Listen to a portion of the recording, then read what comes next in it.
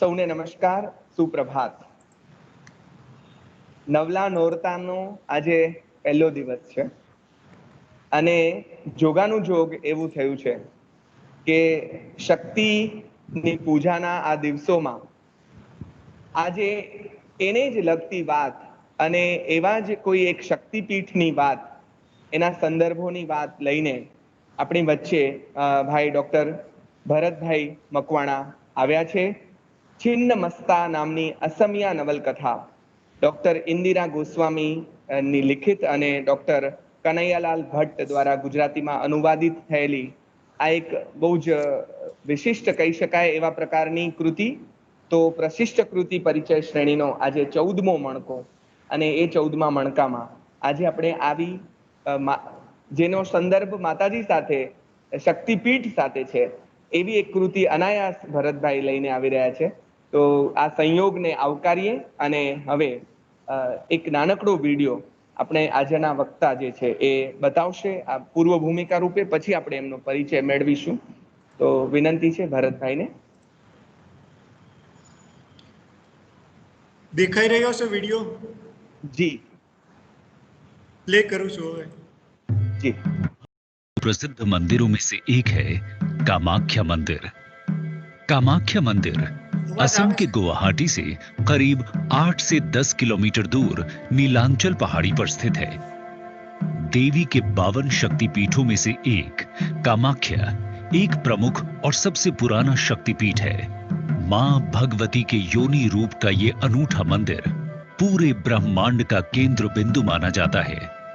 मान्यता है कि राजा दक्ष ने एक यज्ञ के दौरान अपनी पुत्री सती के पति शंकर को अपमानित किया, जिससे सती ने दुखी होकर उसी यज्ञ में आत्मदहन कर लिया।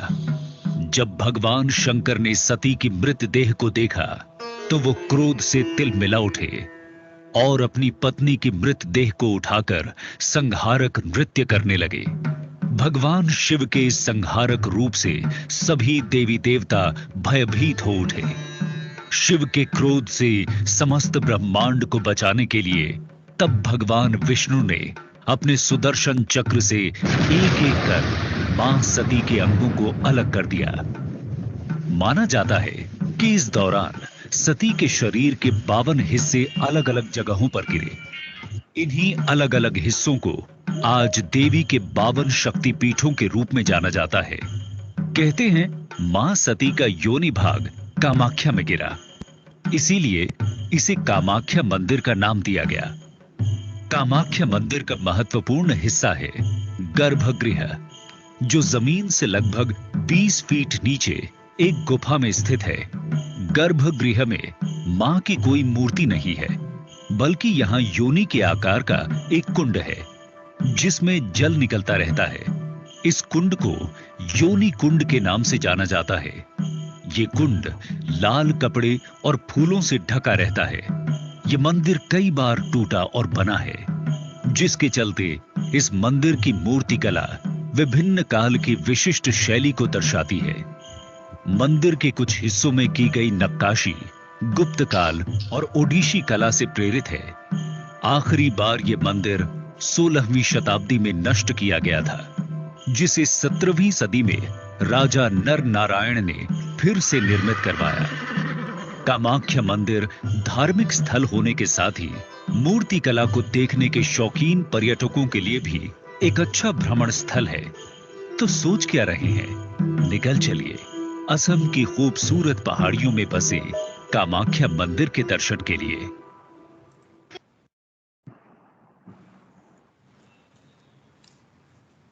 જી. કામાખ્યા મંદિર સાથે જે આ પુસ્તકનું કથાવસ્તુ સંકળાયું છે, એ મંદિર અને એની સાથે જોડાયેલા ઇતિહાસની વાત, એ મંદિરની સાથે જોડાયેલા કેટલાક તથ્યોની વાત આ વિડીયોમાં આપણે સાંભળી. ભરતભાઈ બહુ જ મિતભાષી એવા અમારા અધ્યાપક મિત્ર છે.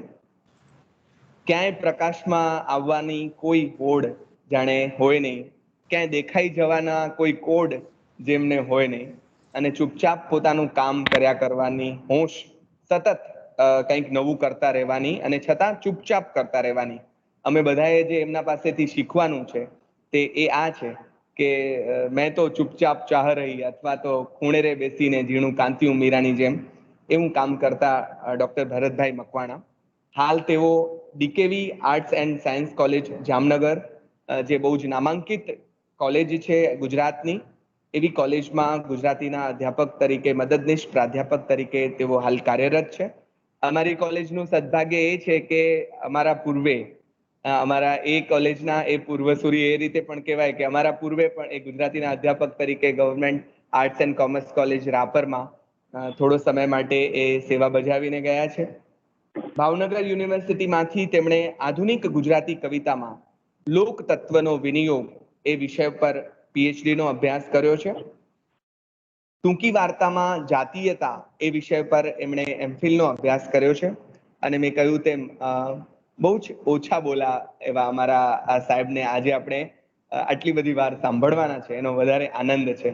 આજે કદાચ 1 કલાક માટે ભરતભાઈને પહેલી વાર અમે લોકો સાંભળીશું, કારણ કે અમે સામાન્ય રીતે અમે જ બધા બોલકા, talkative, we are very much talkative people, અને એની સામે આ એકદમ મિતભાષી એવા મિત્ર, પણ બહુ જ અભ્યાસી, જેમણે પોતાના પરિચયમાં પણ પોતે કઈ કોલેજમાંથી છે એટલું જ લખી મોકલ્યું. માંડ એમના પીએચડીના વિષય અને બીજી વિગત 17 વાર પૂછી ત્યારે એમણે આપી. તો એમનો જે વક્તવ્ય હશે એ જ એમનો પરિચય આપણને આપશે. તો હવે વધુ સમય ન લેતા વિનંતી કરીએ ભરતભાઈને કે તેઓ આજે છિન્ન મસ્તા એવી એક થોડી વિશિષ્ટ પ્રકારની કૃતિને આપણી સમક્ષ ઉગાડે. શ્રી ભરતભાઈ મકવાણા. નમસ્કાર બધાને. અને ખાસ તો મારો અવાજ બરાબર આવે છે?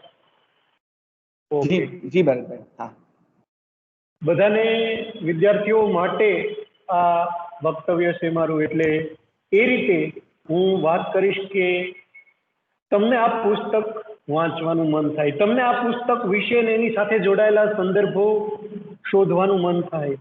હવે તમને એક સવાલ એ પણ થયો હશે કે જો તમે વાત તો કામાખ્યા મંદિર દેખાડ્યું ને પુસ્તકનું નામ તો છિન્ન મસ્તા છે, બંને દેવીઓ છે, યોગાનુયોગ આ દેવીઓનું પર્વ શરૂ થયું છે, ત્યારે આવી આ 2 દેવીઓ સાથે જોડાયેલી વાત છે. કેમ આ પુસ્તકનું નામ આવું છે અને મેં દેખાડ્યું તમને કામાખ્યા મંદિર. છિન્નમસ્તા દેવી છે એ એક એવા દેવી, એની વાત પણ થોડીક કરી દઉં હું તમને, પછીથી સર્જકનો પરિચય આપું એ પહેલા. કેમ કે કામાખ્યા મંદિર, કામાખ્યામાં માતા અને છિન્નમસ્તા માતા બંને જુદા છે. ક્યાં જુદા છે તો કે કામાખ્યા વિશે તમે વિડીયો જોયો, પણ આના વિશે મને ઓથોરાઇઝ વિડીયો નહોતો મળ્યો એટલે હું બતાવી ન શક્યો. આ દૂરદર્શનની સાઇટ ઉપરથી કે રીતે હું બતાવી શકું, પણ બાકીના કોઈ પ્રાઇવેટ મૂકેલા વિડીયો હું તમને ન બતાવી શકું. એટલે આ એક એવી દેવી હતી જેણે રાક્ષસોના સંહાર કરવા માટે, આ બધા કાલિકા માતાના રૂપો છે. એક રૂપ એ આખા રાક્ષસોના સંહાર કરવા માટે એને એટલો બધા રાક્ષસોને ભયંકર, હું છિન્નામસ્તા દેવી વિશે બોલી રહ્યો છું, કે એને ભયંકર સંહાર કર્યો. પછી દેવતાઓએ શિવજીને કીધું કે તમે દેવીને વિનંતી કરો ને રોકો હવે આ જે રીતે,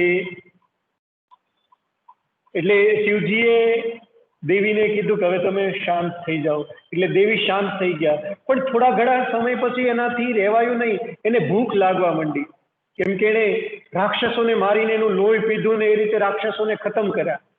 એટલે દેવીએ શિવજીને કીધું કે હવે મારે કોઈને ને કોઈને મારીને એનું લોહી પીવું પડશે. તો શિવજીએ એનો રસ્તો કાઢ્યો કે હવે તમે જે નિર્દોષ પ્રજા છે એને ન મારો, પણ તમને જો રહેવાતું જ ન હોય તો તમારું પોતાનું મસ્તક કાપી અને તમે તમારું રુધિર પીવો, જેથી તમને જે ભૂખ છે એ તૃપ્ત થશે. અને દેવીએ પોતાનું મસ્તક કાપ્યું, એમાંથી એને પોતે લોહી પીધું, પોતે પીધું, સાથે 2 બીજી દેવીઓને પણ એમાંથી એ લોહી પીવા મળ્યું. એટલે એ રીતે એ દેવી અલગ છે અને કામાખ્યા દેવી અલગ છે. પણ આપણે જે કૃતિની વાત કરવાની છે એ આખી કૃતિ કામાખ્યા દેવી અને એ પરિસરની આસપાસની છે.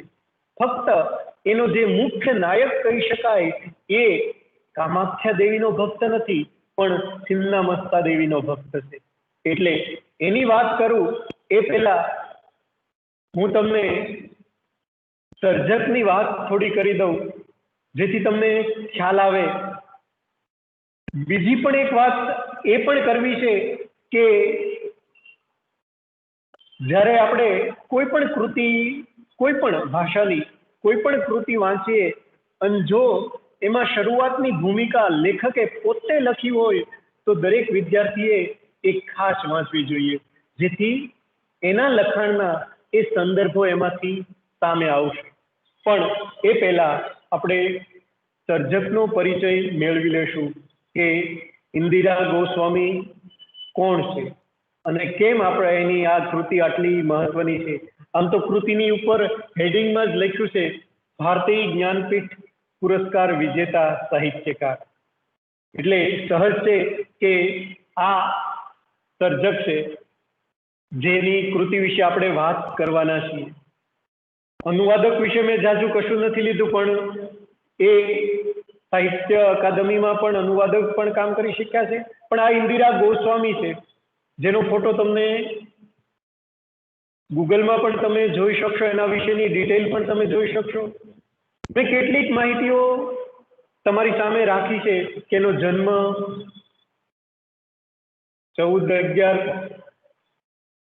અંગ્રેજી ગુજરાતી ભાષા મિક્સ થઈ ગઈ છે ત્યાં 1942માં થયો અને 19/11/2011માં એનું અવસાન થયું.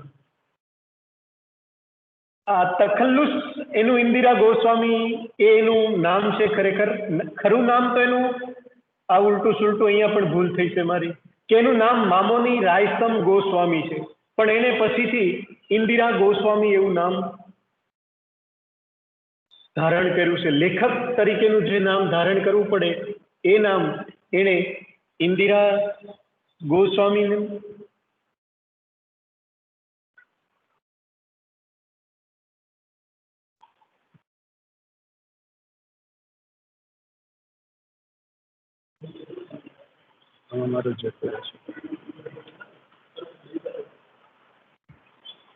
મારો અવાજ કદાચ તમને આવતો બંધ થઈ ગયો હશે એવું મને લાગે છે. હવે આવે છે, બરાબર આવે છે. આવે છે? હા, તો વાંધો નહીં,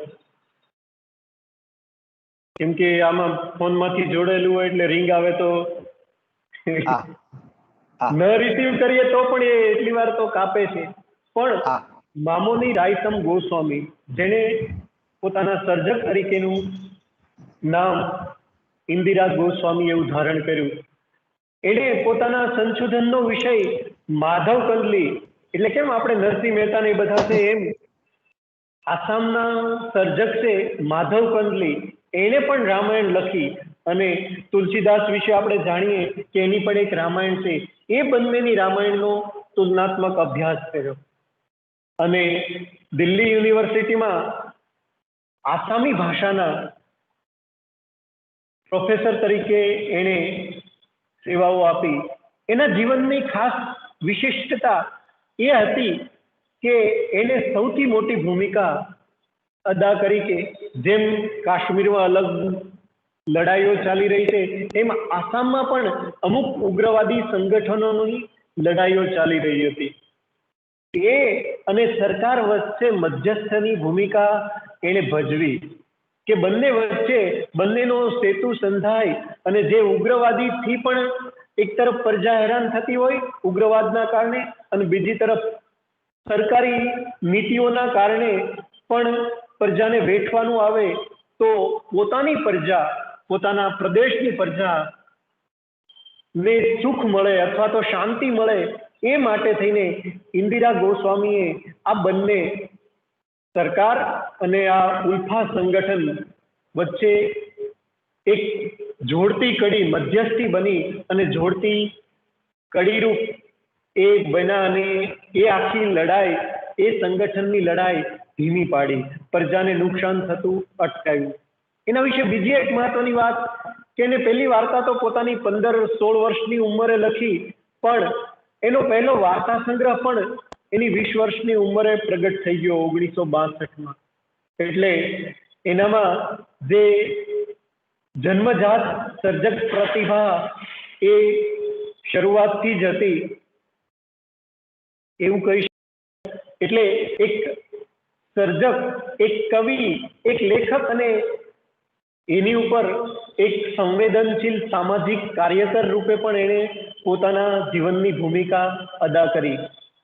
અહીંયા મેં કેટલાક નામ અંગ્રેજીમાં જે રાખ્યા છે એ બધા એની નવલકથાઓના નામ છે, પણ સાથે ગુજરાતી એટલે લખ્યું એ લિપિયાંતર છે, ભાષાંતર નથી. એ મૂળ નામ એનું અસમી ભાષામાં છે, ચિનાવાર શ્રોતા. કેમ કે ગુજરાતી અનુવાદ થાય તો ક્યાં મુશ્કેલી થશે એ પણ હું તમને આગળ જતા બતાવીશ, એટલે મેં એનું ગુજરાતી નથી કર્યું. નીલકંઠી બ્રહ્મા એટલે નીલકંઠી કંઠ બ્રજ એવું પણ એનું અંગ્રેજી રૂપાંતર થયું છે. એની બીજી નવલકથા છે આહિરન.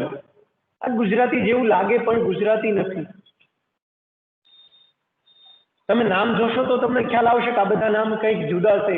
મામોર, ધોરા, તરવાલ, અરુ, દુઃખો, ઉપન્યાસ. આમ તો એનું ગુજરાતી કરીએ તો કાટ ખાઈ ગયેલી તલવાર અને બીજા નવલકથાઓ. પણ આનો ગુજરાતી અનુવાદ નથી થયો. અનુવાદક શું નામ આપશે એ ઉપર આધાર રહેશે. એટલે મેં ખાલી લિપિયાંતર કર્યું છે. પણ તમને એની કૃતિઓ વિશે અંગ્રેજી સ્પેલિંગ એટલે રાખ્યા છે કે તમે ગૂગલમાં શોધી શકો. બુધો સાગોર ઘુઘોર ગીશા અરુ મોહમ્મદ મુસા. આ મોહમ્મદ મુસાના જીવન વિશેની આખી નવલકથા છે. દતાલ હાતીર ઉમે ખોવા હાવડા. આના ઉપરથી તો ફિલ્મ પણ અદજ્જા એવી બની છે. એની અંગ્રેજી ટ્રાન્સલેટ પણ થયું છે. લેખકે પોતે જ એનું લેખક એવું કહું છું ત્યારે સ્ત્રી પુરુષનો ભેદ ભૂલીને હું બોલી રહ્યો છું. કેમ કે લેખિકા એવું કહેવું જોઈએ, પણ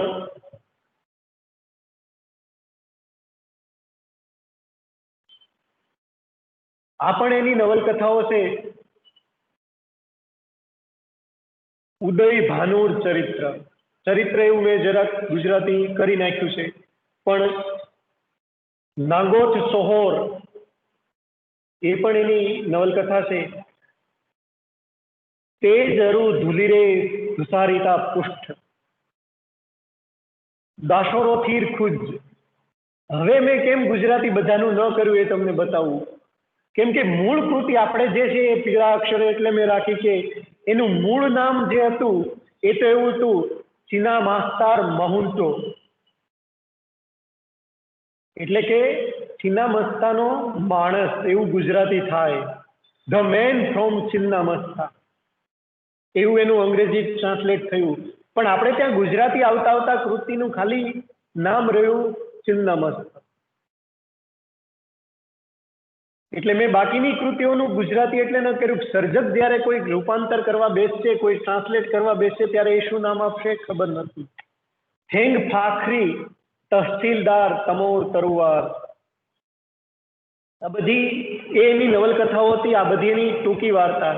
ટૂંકી વાર્તાના શીર્ષકો મોટા ભાગે અંગ્રેજી નામોના આધારે લીધા છે ને એનું ગુજરાતી પણ નથી કર્યું. બીટ, દ્વારકા એન્ડ હિઝ ગન, પરાસુર વેલ, ધ જર્ની એના પરથી પણ ફિલ્મ બની છે. ધ જર્ની પરથી. સંસ્કાર. સંસ્કાર વિશે તમે જે સાંભળ્યું વિરેનભાઈ પાસેથી એ નવલકથા જુદી હતી. અહીંયા એની આ ટૂંકી વાર્તા છે. આ મેં એટલે કહ્યું તમને એમ થાય કે વિરેનભાઈ તો કોઈ બીજા સર્જકનું નામ લેતા હતા ને અહીંયા કોઈ બીજી આવી ગઈ કૃતિ. બ્રેક એ બિગિનિંગ બોલ, ઉડન બખ્ત, રિલીવ આ એની ટૂંકી વાર્તાઓ હતી. આ ઉપરાંત ઇન્દિરા ગોસ્વામીએ કવિતાઓ પણ લખી. એના કાવ્ય સંગ્રહના નામ છે pain and flesh, Pakistan, ode to a war. એણે પોતાની આત્મકથા 3 ભાગમાં લખી. પહેલી આત્મકથા અધૂરી આત્મકથા એવું એનું ગુજરાતી થાય, અનફિનિશ્ડ ઓટોબાયોગ્રાફી. અને એ આત્મકથાએ ખૂબ બધી ચર્ચાઓ જગાવેલી. આખા આસામને અને એની આસપાસની ભૂમિને હલબલાવી નાખેલી. એવા એને પોતાની આત્મકથામાં પોતાના સત્યો પ્રકાશિત કરેલા. ત્યારબાદ વધુ થોડાક આત્મકથાના પાના વધુ થોડાક આત્મકથાના પાના, એવી રીતે બાકીના 2 ભાગો પણ એને પોતાની આત્મકથાના ઉમેર્યા. ત્યારબાદ એને મળેલા સન્માન, જેનું ગુજરાતી થઈ શકતું હતું એ બધું ગુજરાતી કરીને રાખ્યું છે અને સાથે અંગ્રેજી પણ રાખ્યું છે. કે 1982માં એને સાહિત્ય અકાદમી એવોર્ડ મળ્યો, દિલ્હી સાહિત્ય અકાદમી. ત્યારબાદ 89માં ભારત નિર્માણ એવોર્ડ, ઉત્તર પ્રદેશની હિન્દી સંસ્થાન તરફથી એને 92માં સૌહાર્દ એવોર્ડ ઓફ ઉત્તર પ્રદેશ, અને નેશનલ લેવલે એને કથા એવોર્ડ પણ સાહિત્ય માટે મળ્યો. પછી આ આસામનો જ એવોર્ડ છે, કમલ કુમારી ફાઉન્ડેશન તરફથી એને નેશનલ એવોર્ડ મળ્યો. 2000માં એને જ્ઞાનપીઠ એવોર્ડ મળ્યો છે. આ બરાબર થોડું યાદ રાખી લેવા જેવું છે. 2000માં એને જ્ઞાનપીઠ એવોર્ડ મળ્યો. ત્યારબાદ રવિન્દ્ર ભારતી, જેને આપણે શાંતિ નિકેતન કહીએ, એના તરફથી 2002માં એને ડિલીટની ડિગ્રી મળી. હવે આ ડિલીટની ડિગ્રી વિશે પણ થોડીક વાત, પણ એ બધું વિષયોમાં ફંટાવું નથી મારે. પછી આસામની જે એક બીજી સંસ્થા તરફથી પણ એને મહિયોશી જયમાતી એવોર્ડ પણ મળેલો છે. હજી પદ્મશ્રી એવોર્ડ એને 2002માં મળ્યો, પણ એને સ્વીકાર્યો નહીં, એનો અસ્વીકાર કર્યો. ત્યારબાદ રાજીવ ગાંધી યુનિવર્સિટી અને ઇન્દિરા ગાંધી ઓપન યુનિવર્સિટી તરફથી એને ડિલીટની ડિગ્રી પણ આપવામાં આવી. ઈશ્વરચંદ્ર વિદ્યાસાગર સોસાયટી તરફથી એને ઈશ્વરચંદ્ર વિદ્યાસાગર સુવર્ણચંદ્રક પણ મળ્યો. ત્યારબાદ કૃષ્ણ કથા હેન્ડીકેપ એવોર્ડ એને સંશોધન માટે મળેલો એવોર્ડ હતો. ત્યારબાદ ઇન્ટરનેશનલ ફેડરેશન તરફથી પણ એને શાંતિના એમ્બેસેડર તરીકેનો એવોર્ડ મળ્યો, કેમ કે એને પેલી જે મધ્યસ્થીની ભૂમિકા ભજવી હતી એના માટે. એ ઉપરાંત એને ધ ઇન્ટરનેશનલ તુલસી એવોર્ડ ફ્લોરિડાની એક યુનિવર્સિટી તરફથી આપવામાં આવ્યો, અને એના મૃત્યુ પછી આસામ રત્ન એવો એવોર્ડ પણ એને અપાયો. હવે એનું જુદી જુદી સંસ્થાઓ સાથેનું અનુસંધાન થોડું ઝડપથી હું વાંચી જઈશ, કેમ કે આમાં બહુ સમય મારે નથી લેવો, પણ તમને પૂરો પરિચય મળે એટલા માટે આ બધું રાખ્યું છે. એટલી વારમાં તમે પણ ઘણું ખરું વાંચી લીધું હશે. સાહિત્ય અકાદમીના સલાહકાર સમિતિના સભ્ય, સાહિત્ય અકાદમી જનરલ કાઉન્સિલના સભ્ય, સંશોધન સમિતિના સભ્ય દિલ્હી યુનિવર્સિટી. હું કેટલુંક કાપતો જાઉં છું. ભારત સરકારના રાજા રામ મોહન રાય ગ્રંથાલય, જે દરેક પુસ્તકને કોપીરાઇટના હક આપે છે, એ સંસ્થાના પણ એ સભ્ય રહ્યા. ત્યારબાદ બનારસ હિન્દુ યુનિવર્સિટી અધ્યયન મંડળના સભ્ય પણ રહ્યા. હું કેટલુંક કાપી જાઉં છું. આસામના શંકરદેવ કલાક્ષેત્રના પણ એ સભ્ય રહ્યા. ભારત સરકારના આયોજન પંચના પણ એ 2004માં સલાહકાર હતા.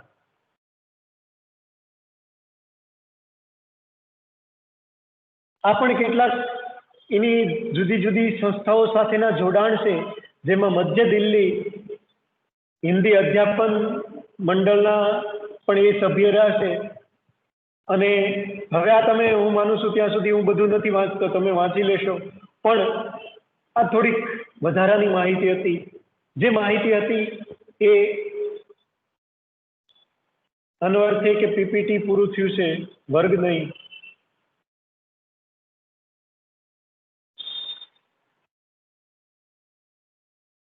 ફરીવાર હવે આપણે જે વાત કરવી છે એ મુખ્ય કૃતિ પર આવી જઈએ છીએ, કે આ કૃતિ વિશે હું વાત કરવાનો છું, જેનો ફોટો તમે જોયો હશે. કૃતિ વિશે કેટલીક સ્પષ્ટતાઓ થાય એ પહેલા લેખકનું, મેં તમને કીધું એમ શરૂઆતમાં, તમારે દરેક લેખકનું નિવેદન ખાસ વાંચવું જોઈએ, જેથી તમને ખ્યાલ આવે કે આ નવલકથા શેના માટે. હું આખું નિવેદન નહીં, પણ એમાંથી 1 કે 2 કટકા મારે તમને સંભળાવાશે, જેથી આખી નવલકથાની તમને ખ્યાલ આવે કે લેખકે આ સર્જન, આ નવલકથા છે કે ઇતિહાસ કથા છે. આમ તો સમય ઐતિહાસિક છે, કથાના પાત્રો ઐતિહાસિક નથી, પણ એની ભૂમિકા. આ નવલકથા ભારતના ઉત્તર પૂર્વી રાજ્ય અસમ સ્થિત સૌથી મોટી શક્તિપીઠ કામાખ્યાની પૃષ્ઠભૂમિ પર લખાયેલી છે. ઈસવીસન 1921 થી 32 સુધીની ઘટનાઓના આધાર પર આ નવલકથાની રચના કરવામાં આવી છે. પછી એ સિવાયનો સમય પણ એમાં આપોઆપ ઉમેરાતો જાય છે. આટલી માહિતી જરૂરી હતી. ત્યારબાદ એક બીજી થોડીક માહિતી આ નવલકથા વિશે. આ નવલકથામાં એ સમયના અસમ પર શાસન કરવાવાળા અંગ્રેજ શાસકોનું કેટલુંક વર્ણન છે. એક અંગ્રેજ મહિલાએ કેવી રીતે શક્તિપીઠના તાંત્રિક સાથે સંબંધ બનાવ્યો હતો એને કથાના મૂળ રૂપે લેવામાં આવ્યું છે. ત્રીજી મહત્વની બાબત કે જે તમને કહેવી જોઈએ, આ લેખિકાએ પોતે લખેલી વાતો. નવલકથાનો મુખ્ય ભાગ છે આ શક્તિપીઠમાં દરરોજ ચાલતી રહેલી બલિ.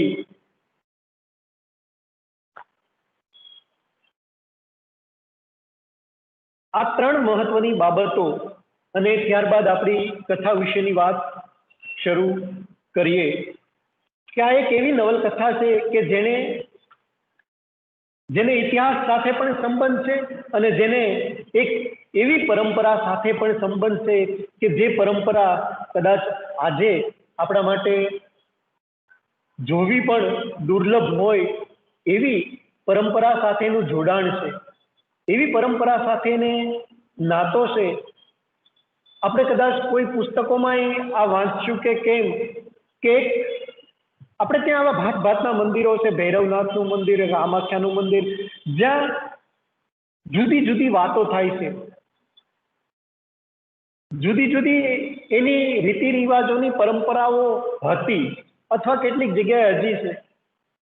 કામાખ્યા મંદિરની એક પરંપરા હતી કે ત્યાં તાંત્રિકો, આપણે ત્યાં પણ આપણી આસપાસ આવા ઘણા બધા તાંત્રિકો તમને હમણાં જ નવરાત્રિઓમાં આ બધું જુદી જુદી સાધનાઓ કરતા જોવા મળશે કે આ મંત્ર સિદ્ધ કરીએ કે આ મંત્ર સિદ્ધ કરીએ, આ મંત્ર સિદ્ધ કરવાથી આ વસ્તુ થાય, આ વસ્તુ થાય.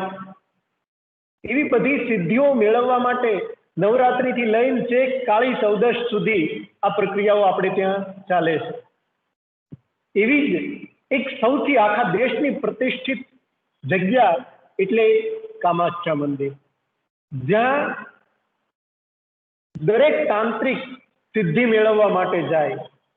એક પરંપરા હતી, ત્યાં માનવની બલિ આપવામાં આવતી. માણસની બલિ, યાદ રાખજો કે માણસને જીવતો માતાજીના ચરણોમાં ડોકું કાઢી અને એનું લોહી ધરવામાં આવતું. એવું કહેવાય કે આ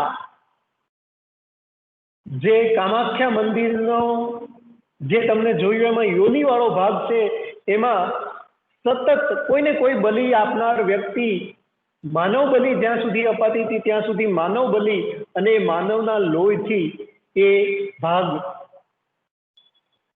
ભીંજાયેલો રહેતો. ત્યારબાદ અંગ્રેજો આવ્યા અને કેટલાક એવા સુધારક વિચારધારાવાળા પૂજારીઓ આવ્યા ને એને આ માનવ બલિ અટકાવી. પણ માનવ બલિ તો અટકી, પણ પશુ બલિઓ શરૂ થઈ. કેટલાય એવા દ્રશ્યો છે જે એમાં પશુ બલિ અપાતી હોય ને એ બધું. હું તમને એકાદું દ્રશ્ય, એક બે દ્રશ્યો પણ વાંચીને સંભળાવીશ કે આપણને ખાલી આ સાંભળતા એમ આમ આપણા રૂવાટા હલબલી જાય અને આપણને એમ થાય કે આ આવું થતું હશે.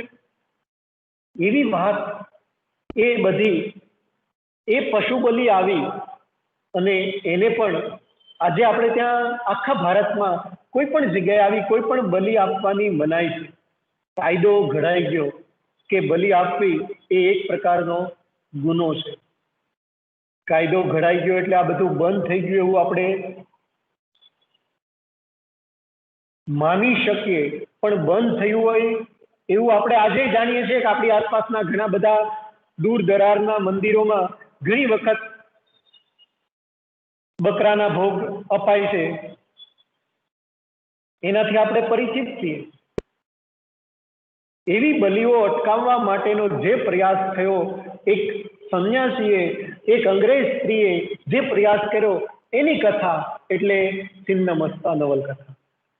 આમ તો આ નવલકથામાં એવું કશું નથી કે જે તમે ન જાણતા હોય. તમે ન જાણતા હોય એટલે તમે કશું જ નથી જાણતા એ નવલકથા વિશે. જે કથા બીજ છે એ જ કદાચ કહું તો તમને એમ થાય કે ઓહ, આવું તો બધે આવે છે, પણ એ કયા ભૂમિમાં રચાય છે એ વધુ મહત્વનું એ કથા બીજ છે. એટલે મારે એ પણ કહેવું છે, મને એમ થાય કે હું કેટલું કહી શકીશ ને કેટલું રહી જશે, પણ જે કાંઈ રહી જશે એ પણ તમારી સુધી પહોંચશે એવી અપેક્ષાએ આખી કથાની શરૂઆત હું પહેલા સંદર્ભો એટલે ખોલી રહ્યો છું, પછીથી હું તમને જ્યારે કથા કહું ત્યારે તમને આ બધું આપોઆપ જોડાઈ જાય. હું પહેલેથી કથા શરૂ કરી શક્યો હોત કે એક રાજા હતો, એક રાણી હતી, એ રીતે જે કથા કહેવાય, વાર્તા કહેવાય, એ રીતે હું કથા કહી શક્યો હોત, પણ સંદર્ભો એટલે કહી રહ્યો છું કે જેથી બાકીની વાતો જ્યારે આવે ત્યારે એ સંદર્ભો જોડાઈ જાય. પહેલા મેં કીધું એમ સમયગાળો એને સ્પષ્ટ કરી દીધો છે કે આપણી સામે જે કથા છે એ 1921 થી લઈને 1932 આસપાસની કથા છે. અને એ કથા કેવી આપણી સામે મજાની છે એ આમ તો જોઈએ તો એક છિન્નમસ્તાનો જટાધારી સંન્યાસી છે. બસ આ એક જ નામના કારણે આ કૃતિને આખું નામ મળ્યું છે. આ જ નામની એક બીજી કૃતિ પણ છે હિન્દી ભાષાની, પ્રભા ખેતાનની, જે મોટા ભાગે નારી ઉત્પીડન અને નારી સામર્થ્યની વાત કરે છે. હું આ કૃતિ વાંચતો હતો ત્યારે મારા મિત્ર જે અહીંયા જોડાયેલા છે ભરત, એણે કીધું કે આ જ નામની પ્રભા ખેતાનની પણ કૃતિ છે. એટલે મને એમ થયું કે આ તમને સંદર્ભ પહોંચાડું, જેથી ક્યારેય ભવિષ્યમાં તમે એક કૃતિ વાંચો ને તમને એમ થાય કે ઓહો, સાહેબે તો કંઈક બીજું કીધું હતું આપણને, આ કૃતિમાં બીજું છે, એવું ન થાય. આપણી પાસે જે કૃતિ છે ઇન્દિરા ગોસ્વામીની છે, પેલી પ્રભા ખેતાનની હતી. આપણી પાસે ગુજરાતી નામ છે એ જ એનું હિન્દી નામ છે. પણ એક એવા જટાધારી સંન્યાસીની વાત છે. બીજું એક બ્રહ્મપુત્રાને પુલ્લિંગ ભાષાની વાત, કે મોટા ભાગે બ્રહ્મપુત્રાને પુલ્લિંગ તરીકે સંબોધે છે, પણ જ્યારે જ્યારે એને સ્ત્રીના રૂપમાં સર્જકે આલેખે ત્યારે ત્યારે એ સ્ત્રીલિંગ તરીકે, નદી તરીકે ગણે છે. બાકી બ્રહ્મપુત્રાને એક સમુદ્ર તરીકે અહીંયા પ્રગટ કરી છે. આખી નવલકથાની કથા તો બહુ નાનકડી એવી છે કે એક જટાધારી નામનો સંન્યાસી છે જે છિન્નમસ્તાનો સંન્યાસી ગણાય છે, પણ કામાખ્યા મંદિરમાં આવી અને એ પોતાનું સ્થાન જમાવે છે. એની ત્યાં ગુફા પણ છે. અને એક અંગ્રેજ યુવતી ડર્થી બ્રાઉન, ડર લાગે ને એવું નામ માટે ડર્થી બ્રાઉન એવું એનું નામ છે. બ્રાઉન એ એના પતિથી મળેલી એને અટક છે.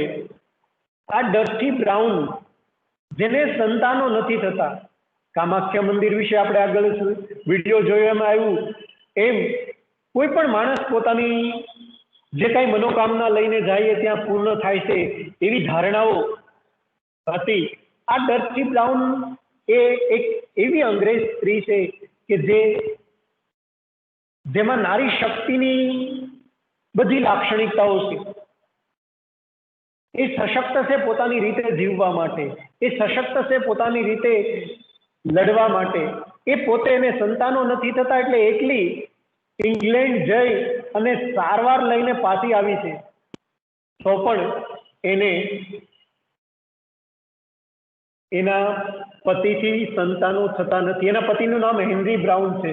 ખાસ જરૂરી એનો ઉલ્લેખ બહુ નથી, પણ આ ડર્ટી બ્રાઉનને સંતાનો નથી થતા અને કદાચ એટલા કારણે કોઈ કારણસર પતિ પત્ની વચ્ચે ઝઘડો થાય છે અને ડર્ટી બ્રાઉન એ પતિનું ઘર ત્યજી અને નીકળી ગઈ છે અને અને વારા ઘડી આવે છે, પણ એ સંયોજક છે. ડર્ટી બ્રાઉન બ્રહ્મપુત્રના કિનારે આવીને એક રાજાએ જે તે સમયે પોતાને રહેવા માટે બનાવેલા ઘરમાં એનું રિપેરિંગ ને એ બધું કરાવી અને ત્યાં પોતાને રહેવાની જગ્યા ઊભી કરે છે. જો આ એક સ્ત્રી છે કે જે એ સમયના જે ભારતમાં આવીને અંગ્રેજો રહ્યા હતા એના મોઢા પર લપડાક મારી અને અંગ્રેજોને ત્યજી અને પોતાની રીતે પોતાના પતિ સાથે એમ કહી દે છે કે મારે એની સાથે કશી લેવા દેવા નથી, એ ડર્ટી બ્રાઉન એ આવી અને મંદિરથી, કામાખ્યા મંદિરથી થોડો દૂર એક ઘાટ છે, એની પાસે આ રાજાએ બનાવેલું એક જગ્યા છે, દ્વારાભંગા એવું એનું નામ છે. એ જગ્યામાં વસવાટ કરે છે એકલી. પેલા થોડાક સમય એના પતિએ પહેલે જ દિવસે કોઈ માણસ મોકલો ત્યાં એકલી રહી શકશે નહીં, કેમ કે એક તરફ બ્રહ્મપુત્રા નદી છે અને બીજી તરફ નદી કિનારેના ડુંગરો, પહાડીઓ અને જંગલ જેવા વાતાવરણમાં ડરથી ભય અને કોઈ જનાવરના કારણે મરી જાય એવું એ ઈચ્છતો નથી.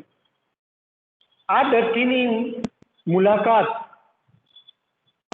એ પોતે દુઃખી છે અને એને કોઈ કારણે સુખ નથી મળતું, એટલે એના પતિ સાથે કામ કરનાર એ મુનિમ, આપણે એને મુનિમ કહીએ અથવા તો જે કંઈ કહીએ, એને મુનશી, એ મુનશી એને કહે છે કે આ જટાધારી છે એ બધી મોટાભાગે સ્ત્રીઓ પોતાના દુઃખો લઈને જટાધારી પાસે આવતી અને જટાધારી એના દુઃખો દૂર કરતા.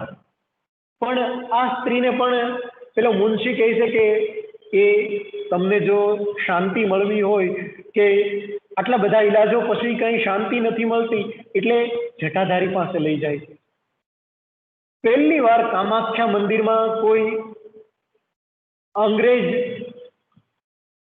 પ્રવેશ કરે છે, કેમ કે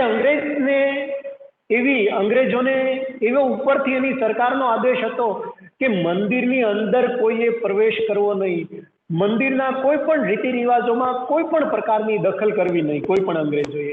આ બહુ કડક શબ્દોમાં એને આદેશ હતો કે મંદિરમાં ચાલતી કોઈ પણ પ્રવૃત્તિઓ સાથે અંગ્રેજોએ કશી લેવા દેવા રાખવી નહીં. એટલે મોટા ભાગે અંગ્રેજો આ તરફ આવતા જ નહીં. પહેલી વાર આ ડર્ટી બ્રાઉન પ્રવેશ કરે છે અને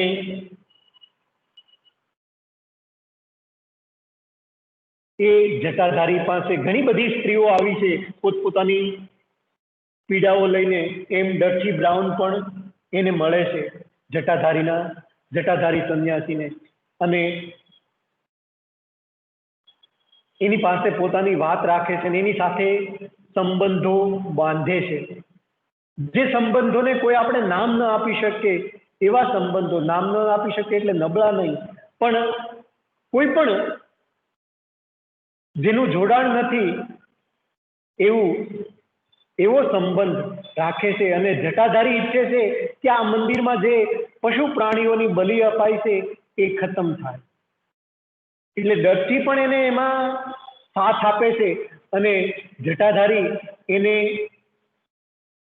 એના સાથથી આ પ્રાણીઓની, પશુઓની બલિ અપાય છે એ બંધ કરવા માટેના પૂરા પ્રયાસો કરે છે અને અંતે જતા એ સફળ પણ થાય છે. કથા તો આટલી જ છે, તો પછી આટલી મોટી ચોપડી શા માટે લખી? પણ એમાં એક આખો ઇતિહાસ સમાયેલો છે. એટલે આ એક જ કથા નથી, ઘણી બધી કથાઓ સમાયેલી છે. આપણે જાણીએ કે આવા તાંત્રિકોના અંતે બધું હોય ત્યારે ઘણા બધા આપણા મનમાં પણ પ્રયાસો હોય અને ઘણી બધી લોકવાયકાઓ પણ હોય, સાથે બીજા પાત્રો પણ હોય. બીજા પાત્રોની વાત કરું ત્યારે બીજી એક કથા પણ સાથે મારે કહી દેવી. નાની નાની કથાઓ છે, હું તમને ટુકડે ટુકડે જુદી પાડીને કહી રહ્યો છું. આમાં એવી રીતે ગૂંથાયેલી છે કે જે પકડવી મુશ્કેલ પડે. જેમાં જટાધારીની કથા છે એમ એક રત્નધર નામના વ્યક્તિની પણ કથા છે કે જે કામાખ્યા મંદિરના પંડા એટલે પૂજારીનો તંત્ર વિધિ, જે આ બલિ આપવાની એવી વિધિ કરાવનારો માણસ છે, મનમોહન શર્મા, એનો દીકરો છે. એ બલિ આપવામાં, જે બલિ આપવાનું કામ કરનાર પૂજારી છે એનો દીકરો છે. આ થોડીક વધુ ભાર દઈને હું સ્પષ્ટતા કરું છું. આ રત્નધર એ ખૂબ જ સારો ચિત્રકાર પણ છે. આપણે ત્યાં મોટા ભાગે આવી બધી આવડતો વાળા રાજાઓની ઘણી બધી કથાઓ છે. પણ આ રત્નધરને તરુણાવસ્થામાં એ જુએ છે, પહેલી વાર બલિ અપાય છે અને એનાથી આ દ્રશ્ય જોવાતું નથી અને એ ગાંડો થઈ જાય છે. ઘણા બધા ઉપાયો કરવા છતાં, દવાઓ ને એ બધું કરવાથી પણ એને એનું ગાંડ પણ જતું નથી. વારંવાર એને પેલી ધૂન ચડી આવે છે ગાંડપણની અને ગાંડા કાઢવા માંડે છે. પણ જ્યારથી આ જટાધારી એ કામાખ્યા મંદિરમાં પ્રવેશ કર્યો છે અને પેલા મનમોહન શર્માને પણ એમ થયું કે જટાધારી જો બધાના દુઃખો ઉતારતો હોય તો એ મારા દીકરાને ત્યાં લઈ જવામાં, કેમ કે એની માટે એનો દીકરો કેટલો, આપણે જાણીએ છીએ દીકરો કેટલો મહત્વનો હોય મા બાપ માટે. જોકે જાણતો તો મનમોહન શર્મા કે આ જટાધારી તો બલિ બંધ કરાવવા માંગે છે, જે બંધ કરાવે તો પોતાનો ધંધો પણ બંધ થાય એમ છે. તો પણ એ પોતાના દીકરાને એની પાસે લઈ ગયો અને જટાધારીએ એ દીકરાને સાજો કરી આપ્યો છે અને એને જટાધારીએ જ પેલા ચિત્ર દોરવા તરફ વાળી દીધો છે. અને જટાધારી એને સંદેશાઓ આપે છે કે તું આ પ્રકારનું ચિત્ર દોર, તું આ પ્રકારનું ચિત્ર દોર, તું આ પ્રકારનું ચિત્ર દોર. જટાધારી ઈચ્છે છે કે એવું ચિત્ર બનાવે કે એક રાજા હતો જેણે જે દર વર્ષે 10,000 પશુઓની બલિ આપતો હતો. એ રાજાને મૃત્યુ કોઈ એવી ક્ષણે થયું કે હોડીમાં મરેલો પડ્યો છે અને નર્તકીઓને કોઈએ ગળા દબાવીને વાંસથી એક સાથે મારી નાખી છે. એ ચિત્ર બનાવવા માટે પહેલા એને સોંપ્યું છે રત્નધરને કે તું આવા ચિત્ર બનાવ. જુદા જુદા ચિત્રો બનાવી અને રત્નધરને એ કહે છે કે તું આ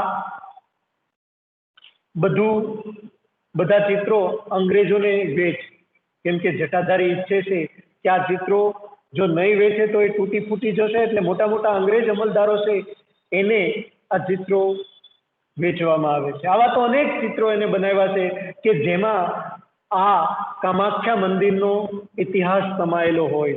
પાડાની બલિ અપાતી હોય અને પાડો ભાગી નીકળવા માટે મથતો હોય, એ બધા પણ એના ચિત્રોમાં આવે છે. એક જ મિનિટ.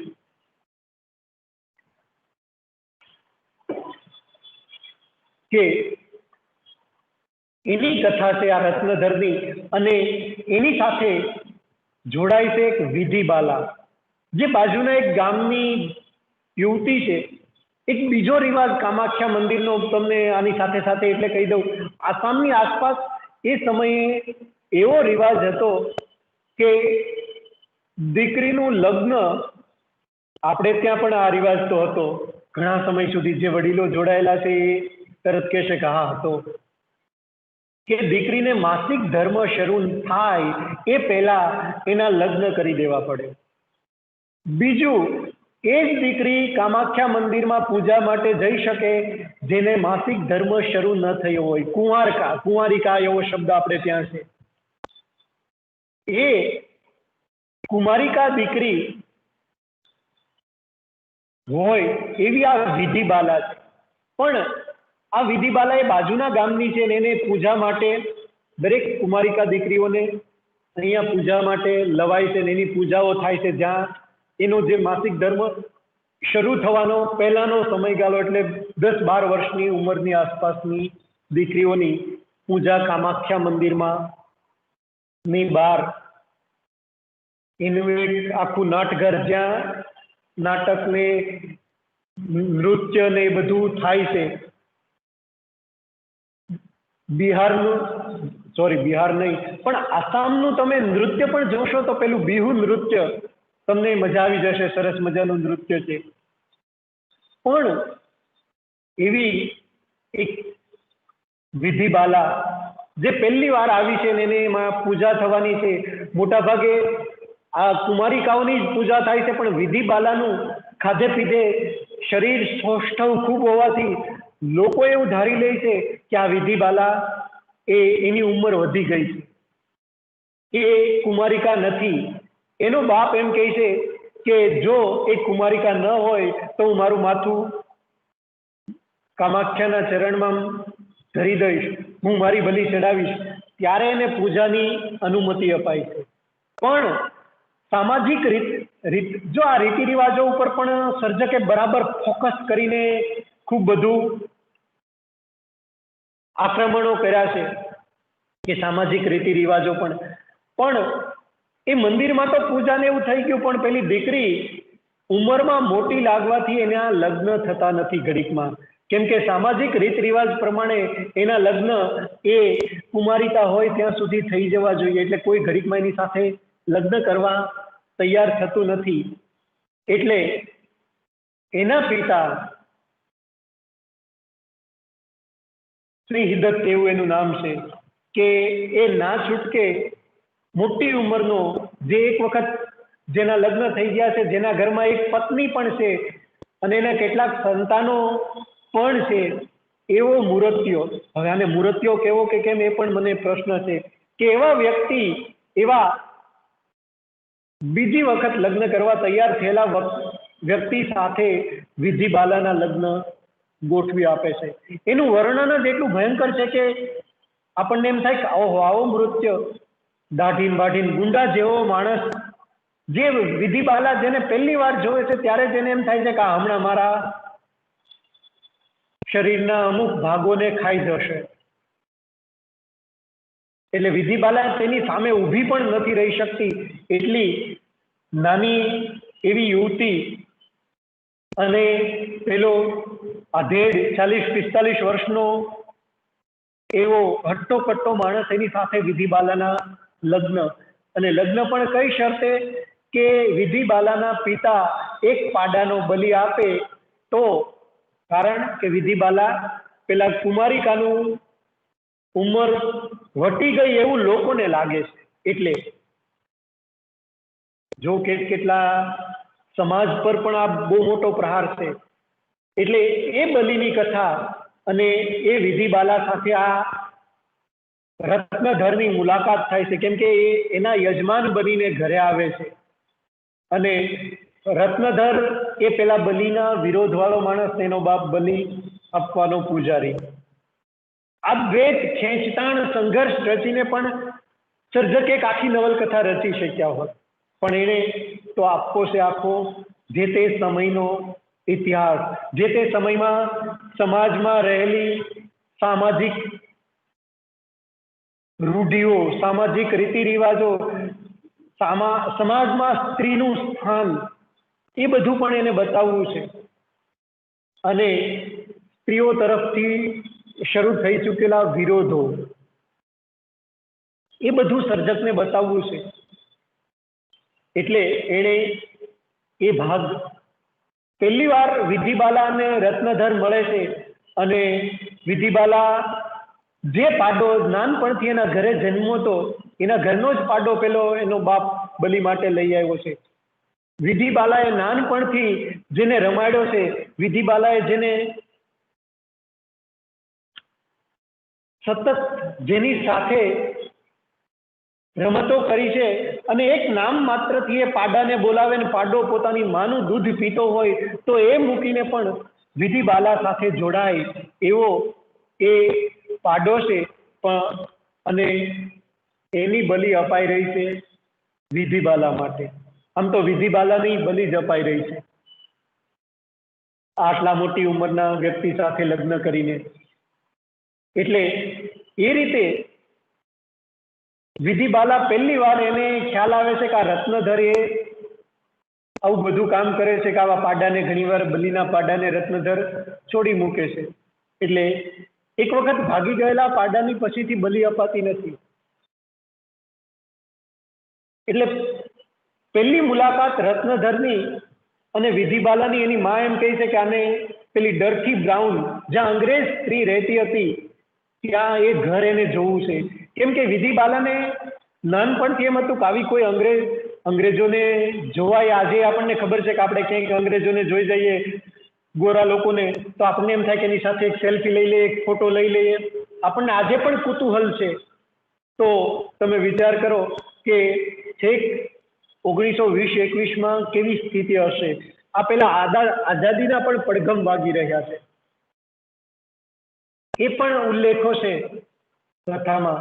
પણ વિધિ બાલાને રત્નધરની માં એમ કહે છે કે આને પેલું દ્વાર ભાંગાનું ઘર જોવું છે જ્યાં એકલી પેલી અંગ્રેજ સ્ત્રી રહી છે. એટલે તું દીકરા એટલે રત્નધર એને એ બતાવવા લઈ જાય છે. ત્યાં બંને વચ્ચે વાત થાય છે. ત્યાં પેલી જુએ છે કે રત્નધર સરસ મજાનો ચિત્રકાર પણ છે.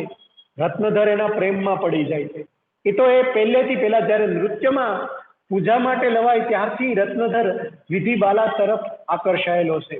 અને હવે વિધિ બાલાના લગ્ન થવા જઈ રહ્યા છે. પણ એને કહી નથી શકતો. પાડો છોડી મૂકવાની વાત આવે છે ત્યારે એમ કહે છે કે જો તારે એની સાથે ન લગ્ન. એ પેલા સિંહદત્તને પણ રત્નધર કહે છે કે એવો બલિ આપો શા માટે? હું કોઈ લગ્ન નહીં કરે તો હું વિધિ બાલા સાથે લગ્ન કરીશ. પણ પેલો રત્નધર એ વાત સ્વીકારવા તૈયાર નથી. પાડો ભગાડી મૂક્યો છે, પાડો ભાગી ગયો છે. તો પેલો સિંહદત્ત એમ કહે છે કે હું સિંહદત્ત છું, હું મારી જમીન વેચીને બધું વેચીને પણ 2 પાડાના બલિ આપીશ અને ત્યારબાદ મારી દીકરીને પરણાવીશ. હવે બીજી તરફ એનો ભાઈ પણ છે જે જોડાવા માંગે છે, જે આ બધું વેચાઈ જાય તો એના માટે કશું વધશે નહીં એવો એનો ભાઈ રાહ જોઈ રહ્યો છે કે ક્યારે આ બધું અટકે નહીં, કંઈક એના પિતા એના માટે વધવા દે. દીકરી પણ જાણે છે કે જો આ બધું આમનામ રહેશે તો ભાઈ માટે પણ કશું નહીં વધે અને એને કોઈ પણ રીતે પેલા વ્યક્તિ સાથે આવા બીજવર સાથે પરણવું નથી. મને એક ગુજરાતી કવિતાનું નામ યાદ આવે, જનાવરની જાન એવી ગુજરાતી કવિતા છે કે જેમાં આવા ઉંમર ભેદથી જે લગ્નના ભેદ છે કે નાનકડી એવી કન્યા હોય જે હજી પાંચિકા રમવાનું માંડ ભૂલી ન હોય અને પેલો 60 વર્ષનો વરરાજો હોય. એટલે આ લગ્નના રીતિ રિવાજ પ્રત્યે પણ સર્જકે ટકોર કરી છે. એટલે વિધિ બાલા ના છૂટકે ઘરમાંથી ભાગી જાય છે અને એક વેશ્યાઓના સમૂહમાં પાસે જઈને ઊભી રહી છે. એ લોકો એને પોતાની સાથે લઈ જાય છે. પણ વિધિ બાલા એક ક્ષણે જ ખાવાનું ત્યજી દે છે અને છેલ્લા 1 મહિનો સુધી એ ભૂખી રહી અને એ એમ જ માને છે કે મારા પાડાને મારા માટે થઈને આ લોકો મારી નાખ્યો, મારા માટે થઈને કોઈ પાડાનું બલિ અપાય એ કરતા હું જ મરી જાઉં એમ માનીને પોતાનો જીવ આપી દે છે. બીજી તરફ વિધિ બાલાએ જીવ આપ્યો છે એ વાત ખબર પડતા જ રત્નધર પણ વધ સ્થળ એટલે કે જ્યાં બલિ અપાતી હોય એ જગ્યાએ જઈને પોતાનું માથું પછાડીને પોતાને લોહી લુહાણ કરી દે છે અને ગાંડો થઈ જાય છે પરિવાર. રત્નધરે ઘણા બધા ચિત્રો એટલા સરસ બનાવ્યા છે કે જેના વર્ણનો સર્જકે કર્યા છે એ પણ સમય રહેશે. રમજાનભાઈ, મને સમય થોડોક કહી દેજો. જ્યારે 5 મિનિટ બાકી હોય ત્યારે તમે વચ્ચે બોલજો કે ભરતભાઈ હવે 5 મિનિટ છે, એટલે હું બધું આમ સંકેલવા મથું. જી જી, જરૂર જરૂર. તો હજી તો છે ને? હા, છે, આરામથી તમે વાત કરો. કોઈ વાંધો નહીં. આ વિધિબાલાની કથા છે, વિધિબાલા અને રત્નધરની. ત્રીજી એક કથા છે જે મંદિર સાથે જોડાયેલી છે. હું કથા એટલે કહી રહ્યો છું તમને બધાને, તમને નવલકથાનો કેટલો ભાગ આવે, બાકી જે એનું મહત્વ છે, એની કલાત્મકતા છે, તમે જ્યાં સુધી એને વાંચશો નહીં ત્યાં સુધી તમને હું પહોંચાડી નહીં શકું, ગમે એટલું કરીશ તો પણ. એક કલાકૃતિ સંપૂર્ણ એની પાસે ગયા વગર આપણને પ્રાપ્ત થતી નથી. એક રીતિ એવી પણ છે કામાખ્યા મંદિરની કે ત્યાં જુદા જુદા માતાજીના, આપણે કેમ જુદા જુદા માતાજીના ભુવા હોય કે પેલા માતાજીનું ધૂણે, પેલા માતાજીનું ધૂણે, પેલા માતાજીનું ધૂણે, એમ ત્યાં ઘોડા છે કે કામાખ્યા માતાનો ઘોડો, કાલિકા માતાનો ઘોડો, શિવજીનો ઘોડો. એને દેહુઆ પણ કહે છે, ઘોડા પણ કહે છે ને દેહુઆ પણ કહે છે. હવે જો આ લોકોની વિશિષ્ટતા શું છે કે એક ઉત્સવ થાય છે આખા વર્ષમાં, જે ખૂબ જ મોટો ઉત્સવ મનાય છે. એવો ઉત્સવ એ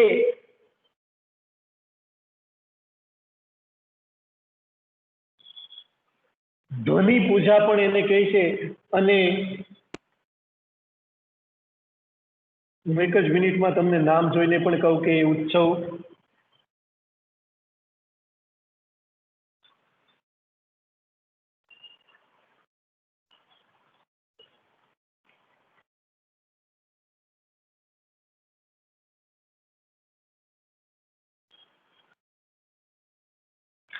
જે ઉત્સવ મોટા ભાગે કામાખ્યામાં એક કથા એવી પણ છે કે દર મહિને કામાખ્યા માતાનું જે મંદિર છે, જે એનો કુંડ છે, જ્યાં એની યોનિની પૂજા થાય છે, એની આસપાસનું જે પાણી છે એ દર મહિનામાં 4 દિવસ સુધી લાલ રંગ ધારણ કરી લે છે. એટલે એનો ટાઈમ પીરિયડ પણ ગણવામાં આવે છે. એટલે એ પૂરો થાય ત્યારબાદ એક ઉત્સવ શરૂ થાય છે અને એ સમયે મોટા ભાગે બલિઓ આપવામાં આવે છે. એ બલિઓ દેવધ્વનિ ઉત્સવ એવું એને નામ આપ્યું છે. અને એ ઉત્સવમાં પાર વિનાના બલિઓ આપવામાં આવે છે. અને એમાં આ ઘોડા એટલે માણસો, યુવાનો, અને એ બધા જ આપણે કેમ ભુવા જુદા જુદા માતાજીના છે, એમ ત્યાં આ ઘોડાઓ છે. એ ઘોડાને એટલી બધી છૂટછાટ છે. બીજું, આ ઘોડાઓ સતત નૃત્ય કર્યા કરે આખો દિવસ. નશાકારક આવા શબ્દો બોલવા એ પણ આજના સમયમાં કે ગાંજો અને ભાંગ ને એવું બધું પી અને એ સતત નૃત્ય કર્યા કરે છે. એના શરીરે આખા પેલા બલિ દીધેલા પશુઓના લોહીઓ છે. એકદમ એકાદ બલિનું દ્રશ્ય મારે તમને સંભળાવવું છે આપતા પહેલા, કે કેવી કેવી બલિઓ છે, કેવી કેવી રીતે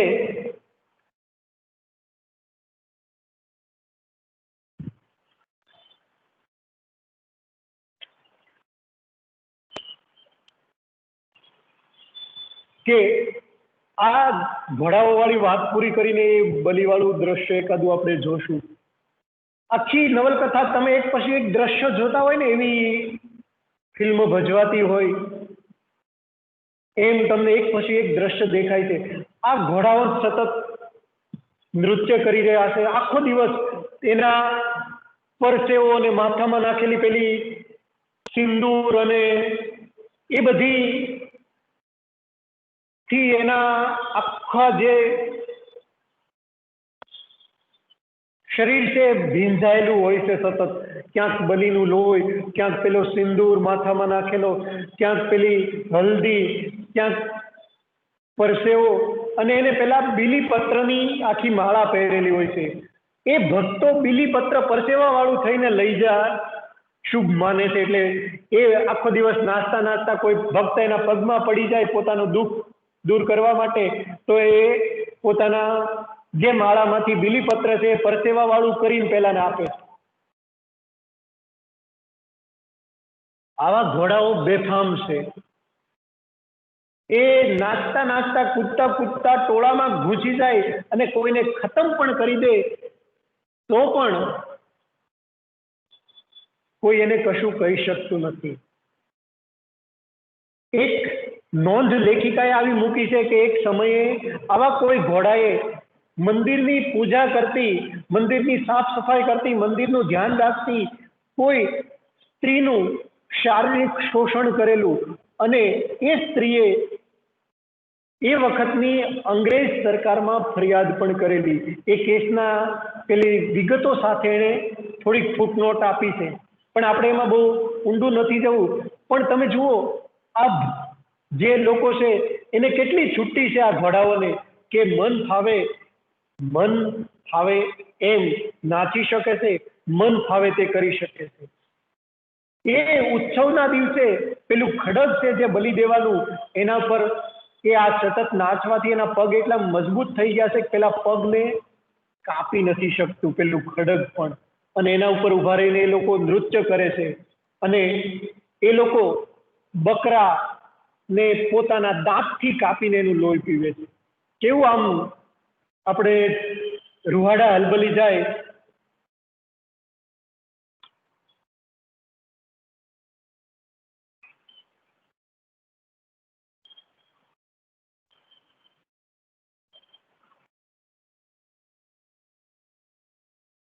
મને એમ થઈ ગયું કે આવું દ્રશ્ય, પણ હજી એનાથી વધુ ભયંકર એક દ્રશ્ય છે કે આ બલિ માટેનો પેલો ઘોડો નાચી રહ્યો છે ખડગ ઉપર અને લોકો એને બકરા આપી રહ્યા છે, બકરાને પોતાના મોઢાથી કાપે. આમ તો આવી વાતો ન કરવી જોઈએ, પણ નવલકથાનો એક ભાગ. અને તમે બધા કોલેજમાં આવી ગયેલા વિદ્યાર્થીઓ, હું બાકીના મિત્રોને એટલે નથી ગણતો, વિદ્યાર્થી માટે હું વાત કરી રહ્યો છું. બાકી તો બધા પરિપક્વ જ છે, પણ વિદ્યાર્થીઓ પણ, કેમ કે આખી કથા જો તમે પરિપક્વતા ન દાખવો તો એકદમ છેલબટાઓ જેવી વાત થઈ જાય. પણ આખા દ્રશ્યો છે ભયંકર, વિભત્સ રસના ઉદાહરણો કહી શકાય ને એવા. અને એ પેલા બકરાને તો કાપે છે, પણ કબૂતરોની બલિ પણ આ રીતે અપાય છે કે કોઈ કબૂતર લઈને પેલા નાચી રહ્યા છે, ઘોડાને આપે છે, તો એ ઘોડો નાચતો નાચતો જ એનું કબૂતરનું ગળું કાપી અને આખા એના શરીરમાંથી લોહી પી લે છે.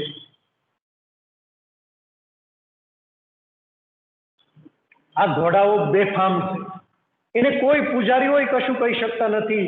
એને કારણ કે એને આપણે ત્યાં પેલા માતાજીઓ આવે છે અમુકના શરીરમાં જુદા જુદા, અને એને કોઈ કશું ગુનાહ કરે તો પણ કોઈ કશું, મોટા ભાગે ઘણા બધા ગુનામાં જવા દેવામાં આવે કે ભાઈ માતાજી આવે છે. પેલા ભુવાઓ પણ સ્ત્રી અને પુરુષો જેને વળગાડનું નામ છે એના ઉપર બેફામ હાથ ઉઠાવે છે, તો પણ આ બધું આપણે ક્યાંય છે. પણ આસામમાં આપણે ત્યાં આજે છે, તો આસામમાં 1921 આજુબાજુ, આજથી 70 વર્ષ પહેલા કેવું હશે, તમે 70 થી 90 વર્ષ પહેલા એ વિચારો.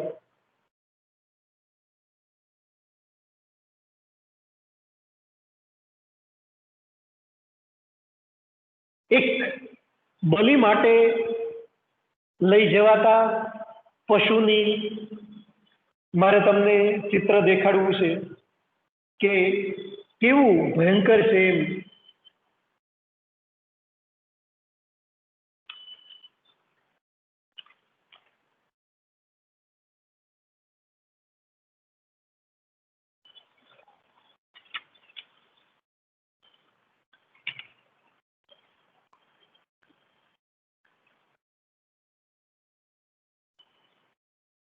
કેટલાક લોકો ગીત ગાતા ગાતા આવી રહ્યા છે અને ઢોલ વાગી રહ્યો છે, ઢોલ મૃદંગ વાગવા લાગ્યા. ભક્તોમાંથી કેટલાક લોકો વધ સ્થળની પાસે આવીને ઊભા રહી ગયા હતા. મોટા, તાજા અને કાળા રંગવાળા બકરાનું લોહી જોવા માટે ભક્તોમાં ધક્કામુક્કી શરૂ થઈ ગઈ હતી. અસહાય બકરાનો તડપતો અવાજ સંભળાયો. તેની આંખમાંથી લાચારી ડોકાતી હતી. છેલ્લા 3 દિવસથી સતત ચાલતા વરસાદે વધ સ્થળના લોહીના ધબ્બાઓને ભૂંસી નાખ્યા હતા અને ત્યાં અચાનક ખડકના એક જોરદાર પ્રહારની સાથે જ તાજું લોહી ચારે તરફ ઉછળ્યું. ભક્તોના ટોળાએ સાષ્ટાંગ દંડવત પ્રણામ કર્યા અને તાજા ગરમ લોહીને માથા પર ચડાવ્યું. એક તરફ શરીર પર ભસ્મ લગાવી મોટા મોટા મણીઓ વાળી માળાઓ પહેરી એક વિશાળકાય તાંત્રિક ઊંધા મોઢે બેસીને માથા પર બલિનું લોહી લગાવવા લાગ્યો. લોકોએ જોયું કે તે તાંત્રિક કાચા તાજા ગરમ લોહીનો ચાટી ચાટીને સ્વાદ લઈ રહ્યો છે. એક કૂતરો પણ ક્યાંકથી આવીને તાંત્રિકની સાથે જમીન પર પડેલું લોહી ચાટવા લાગ્યો. બકરાના તરફડતા ધડની પાસે લોકોની ભીડ જામી ગઈ હતી. વધ સ્થળની પાસેના માટીના ઢગલા પર ઊભા થઈને લાલ વસ્ત્ર, લાંબા વાળ અને શીળીના છાઠાવાળા એક તાંત્રિકે ઉદ્ઘોષ કર્યો, ભક્તજનો, 3 દિવસ પછી આજે આ બલિ સંપન્ન થયો. પ્યાસથી માનું ગળું સુકાઈ ગયું હતું. આવો ભક્તો, તમે બધા જ બલિના રક્તને માથા પર લગાવી લો અને સાંભળો. પ્યાસી માના મુખમાંથી રક્ત છીનવી લેનાર જટાધારીના ગળામાં ખડગથી વાર કર, એટલે જે પેલો બલિનો વિરોધ કરી રહ્યો છે એને મારી નાખવાની વાત આ બલિ આતા પછી પણ કહેવાઈ રહી છે. આવા તો કેટલા બલિના દ્રશ્યો છે કે જેમાં ભયંકર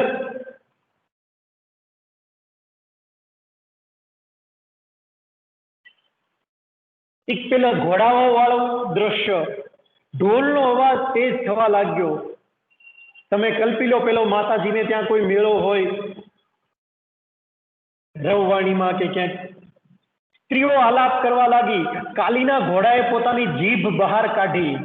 ગઈ રાતથી ભક્તો દ્વારા આપવામાં આવેલા બલિઓનું કાચું લોહી તે કેટલી વાર ગટગટાવી ગયો હોવાથી એની જીભ પરથી હજીએ લોહીના ડાઘ ગયા નહોતા. કાલીના ઘોડાના પ્રચંડ નૃત્યથી આખું મંદિર કંપી ઉઠ્યું. આ ઉત્તેજનાથી સ્ત્રીઓના ગીતોએ પણ શીશોનું રૂપ ધારણ કરી લીધું. આવા બલિઓના અનેક વર્ણનો છે અને એ બલિ અટકાવવા માટે પેલો જટાધારી પ્રયાસો કરી રહ્યો છે. કોઈ કે આ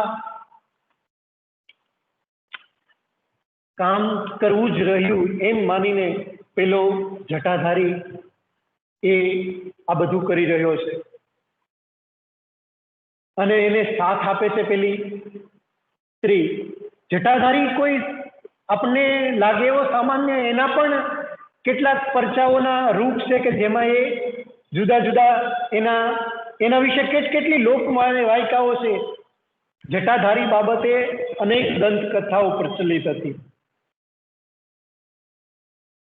જો લોકોમાં આવું કોઈ પણ માણસ કંઈ પણ કામ શરૂ કરે એટલે એના વિશે દંતકથાઓ ફેલાવા લાગે કે એ ભાઈ આમ છે ને એ ભાઈ આવું કરી શકે છે. એવું જટાધારી વિશે પણ હતું.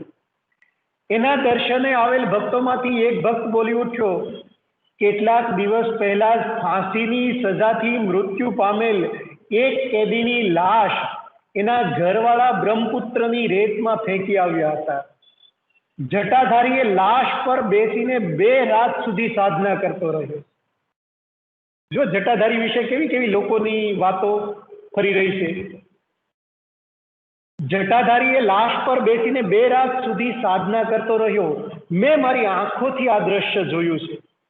તો કોઈ વળી બીજો ભક્ત એવું કહે છે કે જટાધારીએ તો કોઈ હાથીને મારી અને હાથીના શરીરના દરેક આંતરડાઓ કાઢી નાખ્યા, અંદરથી બધું માંસ કાઢી અને હાથીના શરીરની અંદર બેસી અને એ પૂજા કરે છે. તો કોઈ એવું પણ કહે છે જટાધારી પાણીની અંદર પણ બેસીને સાધના કરી શકે, આ એની શક્તિ પણ છે. આ સર્જકે પણ આલેખી છે કે કેટલીક વાર જટાધારી બ્રહ્મપુત્ર નદીની અંદર પ્રવેશી કરી ગયો હોય અને સાધના કરતો હોય ને એની જટા જે ફેલાયેલી હોય એમાં નાગ બેઠેલો હોય, એટલે ક્યાંક જટાધારીને પેલા શિવજીના સ્વરૂપ તરીકે પણ, એટલે જ પેલો છિન્ના મસ્તાનું જટાધારી અથવા તો છિન્ના મસ્તાનો માણસ, મનહૂટો, એનો માણસ એટલે એનો ઘરવાળો એવો પણ એક અર્થ થાય. એટલે એક અર્થમાં શિવજી પણ થાય કે જેને પેલા છિન્ના મસ્તા માતાને લોહી પીતી, રાક્ષસોનું લોહી પૂરું થયું એટલે જે જનજીવનનું લોહી પીતી અટકાવી હતી, એ જટાધારી એક સંન્યાસી, એ શિવજી જાણે એક સંન્યાસીનું રૂપ લઈ અને કામાખ્યામાં આવે છે અને બલિ પ્રથા અટકાવે છે. એ જટાધારીના પણ આવી તો કેટલી, કે જટાધારી વિશે એવું પણ કહેવાય છે કે સ્ત્રીઓ પોતાના પ્રશ્નો લઈને આવે ત્યારે એની એક ગુફા છે જટાધારીની, કે જેમાં કોઈ જઈ નથી શકતું એની પરમિશન વગર, કોઈ જવાની હિંમત પણ નથી. કામાખ્યા મંદિરે પાર વગરના તાંત્રિકો સાધના કરવા આવે છે. એ લોકો એમ કહે છે કે જટાધારીને ખતમ કરી નાખો, પણ કોઈ એની સામે જઈને ઊભું રહી શકતું નથી. એની આંખોની એક વર્ણન જટાધારીનું પણ જોઈ લો કે એનું રૂપ કેવું છે.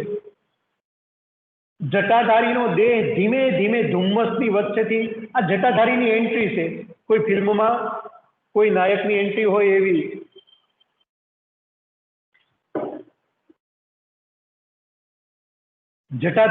પેલું બ્રહ્મપુત્રા નદી છે, આસામનું આખું વાતાવરણ એવું છે જ્યાં વરસાદ ખૂબ બધો પડે છે અને બ્રહ્મપુત્રા નદીના વર્ણનો પણ ખૂબ બધા મજા આવે એવા છે જોવા જેવા, કે એક સાગર જેવી એ નદી છે. એટલે એને પુલ્લિંગ તરીકે આખ્યા પુસ્તકમાં લેખકે એકાદ જગ્યાએ બાદ કરતા ત્યાં સ્ત્રીના પ્રતીક રૂપે છે. દેહ ધીમે ધીમે ધુમ્મસની વચ્ચેથી પ્રગટ થવા લાગ્યો, જેમ કોઈ જળાશયમાં ભૂખંડ સ્પષ્ટ થતો હોય, એ પણ લીલા પાણી, ઘાસ અને વેલીઓથી ભરપૂર ભૂખંડ. જમીનમાંથી ખોદીને કાઢેલા મૃત વ્યક્તિના હાડકા જેવો એના શરીરનો રંગ હતો. તડકો, હવા અને વરસાદને અવગણીને જંગલો અને પહાડોમાં રખડવાને કારણે એના શરીરનો ચમકતો રંગ જૂની રાખ જેવો થઈ ગયો હતો. કાટ ખાધેલ લોખંડ જેવો એની જટાઓનો રંગ હતો. ગાલોની ઉપરના ખાડામાં ઊંડી ઉતરી ગયેલી આંખો જોઈને એવું લાગતું હતું કે જાણે ધારદાર ચપ્પા વડે બંને ખાડા બનાવ્યા હોય. લોકો વધુ વખત એની ધારદાર તીખી નજર સહન નહોતા કરી શકતા. તે જેની તરફ જોતો હતો તેના શરીરમાં એક પ્રકારની ધ્રુજારી ફેલાઈ જતી અને આ ધ્રુજારી કોઈ શસ્ત્રથી કરેલા જખમ જેવી કષ્ટદાયક લાગતી હતી. આવો જટાધારીનું રૂપ છે કે જે કેટલીક જગ્યાએ પાછળથી ઉલ્લેખ એવો પણ આવે છે કે જટાધારી એ કોઈ ઇતિહાસનો વિદ્યાર્થી હતો અને એણે ઇતિહાસમાં શિક્ષણ મેળવ્યા બાદ કોઈ સાધુઓ પાસે દીક્ષા લીધી અને એ સાધુઓ એને કામાખ્યા મંદિર લઈ આવ્યા. વિંધ્ય પર્વતના એ સાધુઓ હતા, જ્યાં કોઈ ગુફામાં રહીને એ સાધુઓ સાથે આ જટાધારીએ સાધનાઓ કરેલી ગુપ્ત મંત્રો સિદ્ધ કરવા માટે, અને એ સાધુઓ કોઈ સમયે જટાધારીને આ કામાખ્યા મંદિર લઈ આવ્યા અને એ સાધુઓએ જે બલિ આપી એ જોઈને આ જટાધારીનું મન બદલાઈ ગયું અને ત્યારબાદ એ અહીંયા જ આ બલિ પ્રથા રોકવાના પ્રયાસો એને શરૂ કર્યા. અંતે એમાં સફળ પણ થયો. એના માટે એને પોતાના શરીરના કેટલાક અંગનો ભાગ પણ બલિ તરીકે આપવો પડ્યો, પણ એ સફળ થયો બલિ અટકાવવા માટે. એટલે એવા વર્ણનો પણ એના છે કે જેમાં એનું રૂપ આવા જુદા જુદા એ એક રહસ્યમય સાધુ હોય એવો સતત છે. એક રાતે અચાનક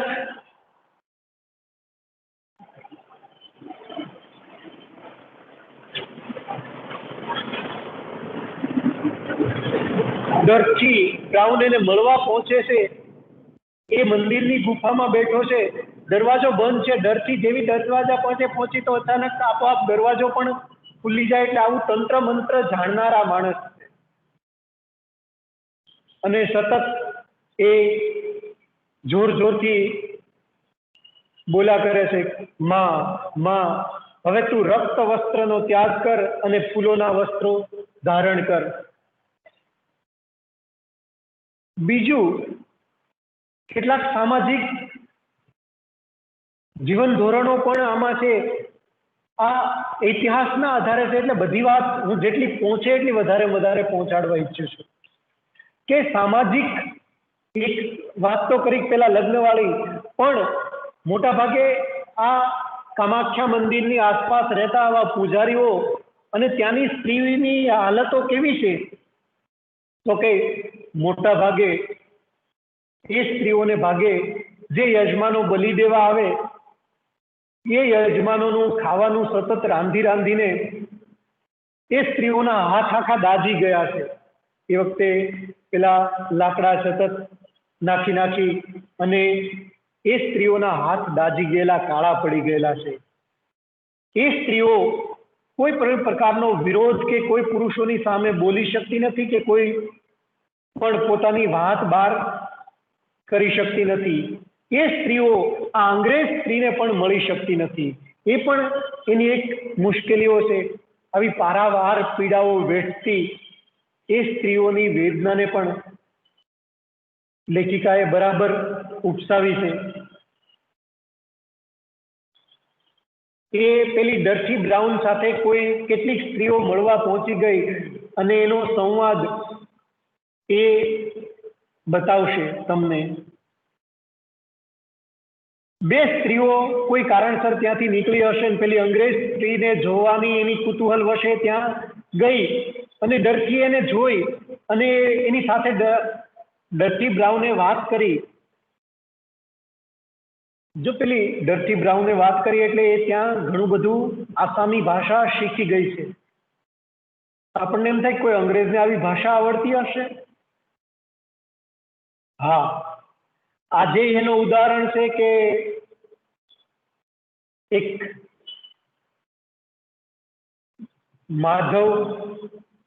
માધવપુર નામની જગ્યા પોરબંદર પાસે આવેલી છે અને પોરબંદરથી કે માધવપુરના એ રસ્તા ઉપર એક હનુમાન આશ્રમ છે. ત્યાં એક સાધ્વી રહી છે જર્મનીની. મારો મિત્ર પોરબંદર બાજુનો છે, પછી છેલ્લે એના વિશે કદાચ તમને વધુ કહી શકે કે સાધ્વી છેલ્લા કેટલાય વર્ષોથી હનુમાનજીની પૂજા કરે છે. જર્મનીની સ્ત્રી છે, ગોરી સ્ત્રી, જેને આપણે અંગ્રેજ કહીએ કે વિદેશી કહીએ, એવી સ્ત્રી છેલ્લા કેટલાય વર્ષોથી એ આશ્રમ ચલાવે છે. તમે ત્યાં જમવાના સમયે જાઓ તો મફતમાં જમાડે પણ છે. એટલે એટલે સ્પષ્ટતા કે કોઈ અંગ્રેજ સ્ત્રી કે કોઈ બીજી ભાષાના માણસો આપણી ભાષા શીખી શકે તો હા, અંગ્રેજ સ્ત્રીએ આ ડર્ટી બ્રાઉને અસમી ભાષા બરાબર શીખી લીધી છે અને એ પેલી બે બ્રાહ્મણ યુવતીઓ સાથે વાત કરે છે. ત્યાં પેલી સ્ત્રીઓની પરિસ્થિતિ કેવી હશે એ ખ્યાલ આવશે. ડર્ટી એના હાથ જોયું ને એ ચોંકી ગઈ. તમારા લોકોના હાથમાં આ બધું શું થયું છે? કઈ વસ્તુના ડાઘ થયા? બંને સ્ત્રીઓ પોતાના હાથ સાડીમાં ઢાંકવા લાગી. પણ પેલીએ કીધું, બતાવો કઈ વસ્તુના ડાઘ છે? એટલે પેલી સ્ત્રીઓએ ના છૂટકે બોલવું પડ્યું, અમે રસોડામાં ચૂલાની પાસે સતત રહીએ છીએ તેથી આવું થયું છે. કેમ કે યજમાનો સતત આવ્યા કરે છે બલિ દેવા અને આ લોકોએ સતત રસોઈ કરતી રહેવાની છે. રસોડામાં ચૂલાની પાસે પેલી અંગ્રેજ સ્ત્રીને તો આ નવાઈ લાગે છે. જી હા, યજમાનો માટે ખાવાનું બનાવીને અમારા હાથ, જી હા, 60 થી 80 માણસોનું ખાવાનું અમારે દરરોજ બનાવવું પડે છે. 60 થી 80 માણસોનું રોજ રસોઈ બનાવીને પેલી સ્ત્રીઓના હાથ દાજવાથી કાળા ને રાતા લવ જેવા થઈ ગયા છે. અને પેલી ડરથીએ કીધું કે લાવો હું તમને એના ઉપર ટ્યુબ ને એવું દવા આપું, પણ એ ગભરાઈ જાય છે અને પેલી સ્ત્રી કોઈ પુરુષ આવી જાય છે એને કહી દે છે કે ચાલો ઘરે જતા રહ્યો, નહીતર તમારો ખેર નથી, અને એ ત્યાંથી જતી રહી છે. હવે રમજાનભાઈ જોડાઈ ગયા એનો અર્થ હું સમજી ગયો. મારે 2 જ લીટી વાંચી સંભળાવવી છે અંતે. અને એક નાનકડી વાત કે માનવ બલિ આપવા માટે પેલા તાંત્રિકોએ કીધું કે માણસે ભક્તએ પોતાનું લોહી આપે તો માતાજી 1000 વર્ષ સુધી લોહી પીધા વગર શાંતિથી રહી શકે. એટલે પેલો જે જટાધારી સંન્યાસી લોહી પણ ક્યાંનું, તો કે કાં તો પોતાના હૃદયમાંથી અથવા પોતાની નાભીની નીચેના ભાગમાંથી કાઢેલું લોહી હોવું જોઈએ. એટલે પેલા જટાધારીએ પોતાની પાસે રાખેલું ચપ્પુ કાઢી અને પોતાના નાભી પાસેના ભાગમાંથી એક માંસનો કટકો કાઢી અને કમળમાં લઈ અને માતાજીને ધર્યું, જેથી આગળના 1000 વર્ષ સુધી બલિ પ્રથા માતાજી લોહી વગર રહી શકે. અને એની પાછળ ઘણા બધા એના ગુરુકુળના ને બધા વિદ્યાર્થીઓ, કોટક કોલેજ ને ગુરુકુળ કોલેજના વિદ્યાર્થીઓ જોડાયેલા હતા, એને પણ એ કર્યું. બસ, થેન્ક યુ રમજાનભાઈ.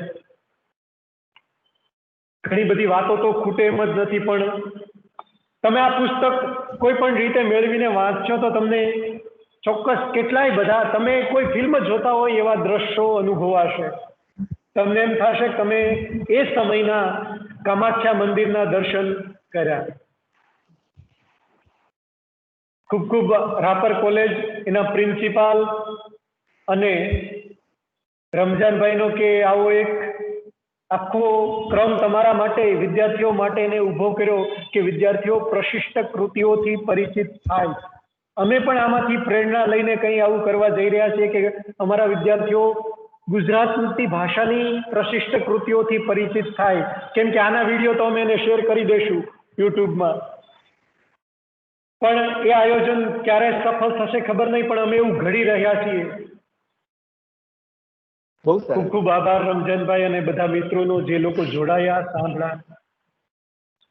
આભાર ભરતભાઈ. બહુ જ શાંતિથી તમારી પ્રકૃતિ મુજબ ધીરે ધીરે રે મના ધીરે સબ કુછ હોય, આમ બહુ મજાની આખી વાત થોડી બહુ જ સંવેદનશીલ હતી, થોડી ગંભીર હતી, અને બહુ જ એક અધિકૃત વ્યક્તિ તરીકે, એના અભ્યાસી તરીકે આખી વાત તમે મૂકતા ગયા. સર્જકનો પરિચય પણ વિશેષ રૂપે આપે કરાવ્યો. એક આરંભે વિડીયો પણ બતાવીને પોતાની વાત મૂકી. હું મારી વાત મૂકું એ પહેલા ભરતભાઈ મકવાણા કંઈક પૂર્તિ કરવા ઈચ્છે છે, તો હું એમને કહું. બીજા ભરતભાઈ છે, હરેશભાઈ પણ છે. કેટલીક વાતો એવી પણ હતી કે જે હું રજૂ ન કરી શક્યો કોઈ સંકોચ સાથે, એટલે હું તમને કહું છું પુસ્તક પાસે જશો તો જે બધું પ્રાપ્ત થશે. જી જી જી. હરેશભાઈ ને કંઈ પૂછવું છે? કોઈને કોઈ પ્રશ્ન હોય કે પ્રતિભાવ આપવો હોય તો જરૂર આપી શકે.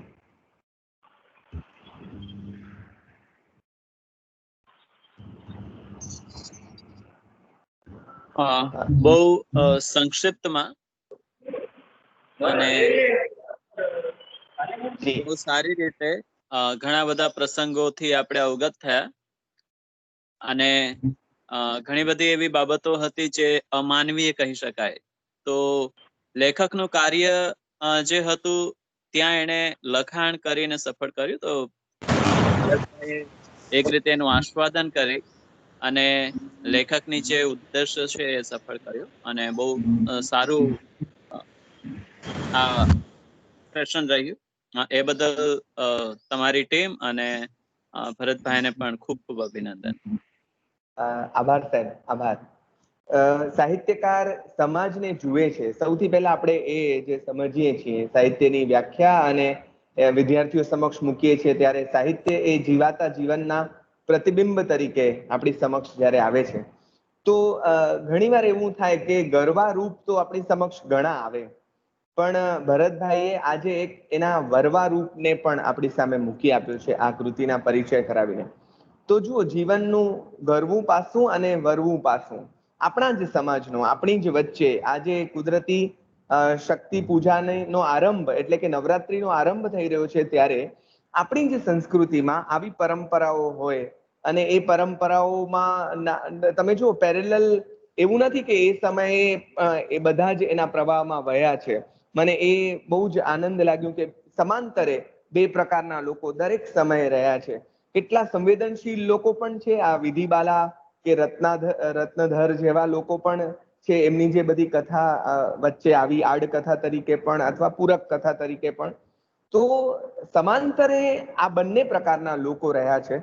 અને આ બંનેના જે ગરવા અને વરવા બંને રૂપની વાત ભાઈએ જે કરી છે, ચોક્કસ ઐતિહાસિક સંદર્ભોને ટાંકીને થોડીક જોખમી વાતો ભાઈ ભરતભાઈ લઈને આવેલા. એટલે આપણે આપણા સંવેદના તંત્રને આપણે સામાન્ય રીતે શૃંગાર અને એ બધી પ્રકારની કૃતિઓ માટે ટેવાયેલા છીએ.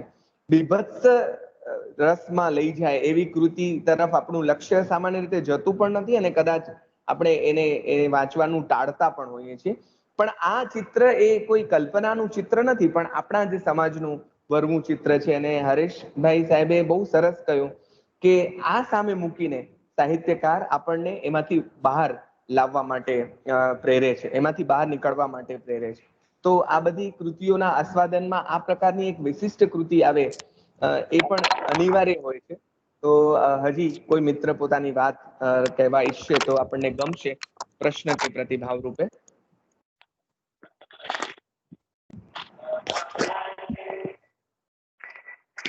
યસ, બીજા ભરતભાઈ.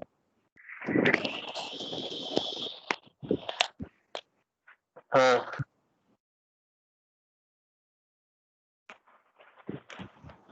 હા રંજનભાઈ, જી, તમે કઈ કહેવા ઈચ્છો છો? પેલી વાત તો ખૂબ સરસ આયોજન ને શુભેચ્છા આપી. ફરી એવી ઈચ્છા ખરી કે તમે આ રીતના સરસ આયોજન કરતા રહો, એ વાત રજૂ કરવાની છે.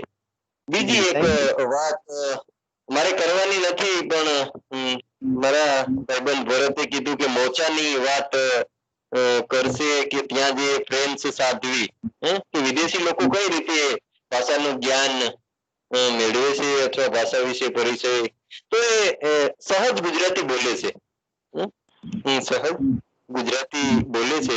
મોચા હનુમાન એવું એ સ્થળનું નામ છે. અને પોરબંદર વેરાવળ હાઈવે ઉપર બિલકુલ રોડ ઉપર જ તમારો કાંઈ પણ વધુ સમય ન બગડે એ રીતે મુલાકાત થઈ શકે છે. તો જે શ્રોતાઓ સાંભળે છે એને ક્યારેય એ રસ્તે ચાલવાનું થાય, જવાનું થાય અને પોરબંદર સુધી આવે તો પણ ત્યાંથી 25-30 કિલોમીટરના અંતરે જ છે, તો જઈ શકે છે. ત્યાં પણ સરસ મજાનું આયોજન છે. વ્યસન મુક્તિ, સ્ત્રી સશક્તિકરણ એવા વિષયો ઉપર ત્યાં એ સાધ્વી દ્વારા કામ થઈ રહ્યું છે. વિશેષ કંઈ કહેવું નથી. સરસ આયોજન. આભાર. આભાર ભરતભાઈ, તમે આ એક વાત તમારા મિત્રની પૂર્તિ કરી અને આપણને એક સરસ જગ્યા પર જવાનું આહ્વાન કર્યું. આપે જે અપેક્ષા સેવી છે, અમારા મનમાં ઘણા સપનાઓ છે આ શ્રેણીને લઈને, અને આપણે આજે 14મા મણકા સુધી તો હસતા રમતા પહોંચી ગયા છીએ. 3 દિવસના વિરામ પછી આનો 15મો મણકો બુધવારે આપણે ફરી પાછા આગળ જઈએ છીએ. 21 તારીખથી 31 તારીખ સુધીના તો આપણા બુકિંગ છે, કઈ અત્યારની ભાષામાં રિઝર્વેશન થઈ ગયા છે બધા મિત્રો. અને એમાં મહેન્દ્રસિંહ પરમાર સાહેબ જેવા એક આપણા માથે ઘણા બધાના ગુરુજન એ પણ મેના ગુર્જરી જેવી કૃતિ વિશે આવતા રવિવારે વાત કરવાના છે. આવતા બુધવારે નિયતિબેન અંતાણી છે એ આપણી સમક્ષ પૂર્વાલાપ અને એના ખંડ કાવ્યોની વાત વિશેષ કરીને લઈને આવવાના છે. પિંજર જેવી અમૃતા પ્રીતમની પંજાબી નવલકથાની વાત થવાની છે. પોલિયેના જેવી એક સકારાત્મક કૃતિની વાત પણ આગળની શ્રેણીમાં થવાની છે. સિંધી આપણા કવયત્રી અને પ્રાધ્યાપિકા એવા વિમી સદારંગાણી, તોલાણી આર્ટ્સ એન્ડ સાયન્સના એક સિનિયર પ્રોફેસર, એ પણ આપણી સમક્ષ એક મજાની કૃતિ લઈને આવશે. આટલા હજી તો હું ઘણા નામ નથી બોલ્યો, તો આ બધા તો આપણા અત્યારે રેડી છે આપણી સમક્ષ વાત મૂકવા માટે, અને હજુ ઘણા મિત્રો પોતાની વાત લઈને આપણી સાથે જોડાવાના છે. તમે બધા મિત્રો અહીં જે જોડાયા છે એમાં તમારી સાથે ડીકેવી કોલેજના અમારા જૂના મિત્ર ડોક્ટર ચાંદનીબેન ગોસ્વામી પણ છે, જે આપની કોલેજમાં જ આઈ થિંક છે, અને અમે લોકોએ સાથે 7 વર્ષ કામ પણ કર્યું છે. બહુ મજાના પ્રાધ્યાપક બેન છે, વિદ્યાર્થી પ્રિય, એમની અભિવ્યક્તિ પણ એટલી સરસ અને અભ્યાસ પણ એટલો સરસ છે. તો અમે આશા રાખીએ કે ચાંદનીબેન પણ આ શ્રેણીમાં આવીને વાત કરે, અને બીજા મિત્રો પણ, આપની કોલેજમાંથી અન્ય મિત્રો પણ, આપણે એકબીજાના પૂરક બનીએ. આપણે કોઈ હરીફ નથી બનવું, પણ એકબીજાના જરૂર, પૂરક જરૂર. બનીએ. યસ, એવું આપણે કોશિશ કરી રહ્યા છીએ. અને આ શ્રેણીમાં આપ સૌનો આ રીતે જે સહયોગ મળી રહ્યો છે મુખ્યત્વે તો એ વાત અમારા માટે વધારે અગત્યની છે. જે શ્રોતા મિત્રોનો સહયોગ મળે છે, વિદ્યાર્થીઓનો, આ રીતે અધ્યાપકો સામે ઉમળકાથી અમારી સાથે જોડાતા જાય છે. અને તમે જુઓ કે આવી કૃતિઓમાં કેવા કેવા સમાજના આપણા રૂપ આપણી સમક્ષ છતાં થાય છે કે જે પ્રદેશ અને એના સમાજથી કદાચ આપણે આ કૃતિ વાંચી ન હોય તો અવગત ન પણ થઈએ.